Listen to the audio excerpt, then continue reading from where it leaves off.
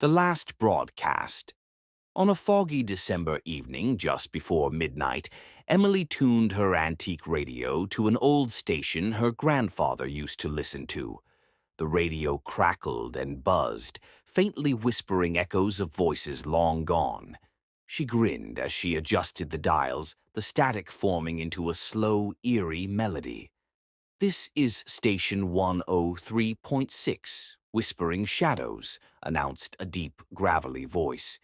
"Tonight's story is yours." Emily froze.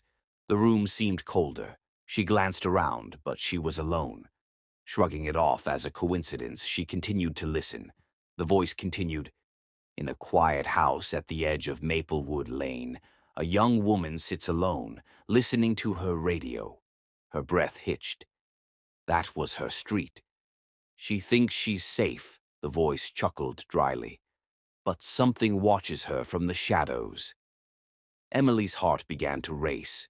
The room felt oppressive, the shadows in the corners of her living room darker than usual.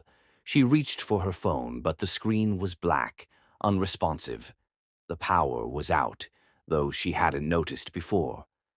And now she hears the footsteps. Emily's blood turned to ice. From the hallway behind her, the sound of deliberate, heavy steps echoed through the silence. She turned slowly, her trembling hand reaching for the table lamp. It didn't work.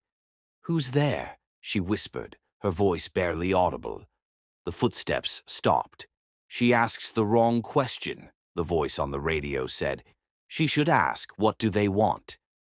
A chill ran down her spine as the sound of breathing came from just behind her.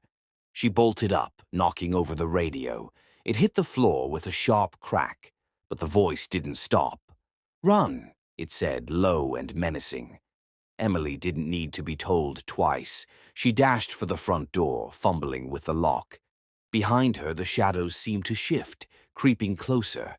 Just as she swung the door open, a hand, cold, skeletal, grabbed her wrist. She screamed and yanked free, sprinting into the foggy night.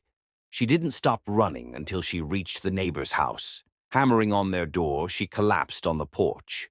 When the neighbors called the police, they found no trace of anyone in Emily's house.